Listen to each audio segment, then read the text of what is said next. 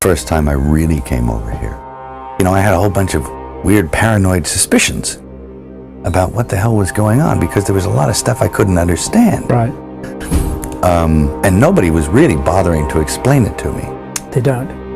And I formed a bunch of opinions about the town and about the people in it that were like, surely that couldn't be. The whole place can't be like, weird town, where the stranger wanders in and all the people are in the bar and they all shut up when he looks at them. And they tell you don't go into the house on the hill. And it's like that. And then you go away and you think, no, I was wrong. I mean, that's insane thinking. I'm paranoid. I imagined that stuff. That couldn't be the reason for why so-and-so was acting like, could it? And then you find out later on the track that you are exactly on track with a lot of this stuff, that some of your worst nightmares were real at the time. And you think, a place like this can humiliate you. And it can humiliate you, it can be humbling. I mean, it does rip your life to pieces if you'll let it. Yeah.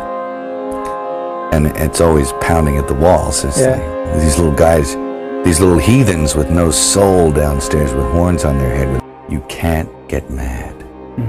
You can't let it get you, because you have to make a deal with everyone else, and it's almost unspoken that you are going to be fucked over at some point by people who you may have done something nice for. And it may happen that by circumstance, or even very purposefully, and I've often felt it. I've sat there and I have felt the knife slipped firmly in between my shoulder blades and tried to have it shoved through the other side through my heart. No, he came to see me on a rooftop in New York. I said, hey, can I talk to you? And he said, sure. He floated in, sideways, through a crowd of people. He was wearing black. And it was like one of those old vampire movies where they don't walk, but they glide. The air had turned cold. And then he left, and I wanted to leave. And because I knew that I didn't want to work with him. And he was getting scary. And then I turned around, and it was on top of the Peninsula Hotel. I turned around to avoid his steady gaze at one point. And I was looking at a building with the top of the sixes on it. So there was a huge illuminated 666 in red.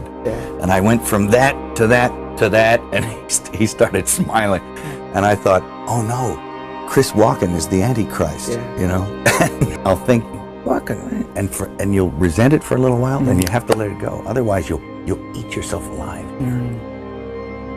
And I think it takes that kind of cockroach resilience to survive in this town.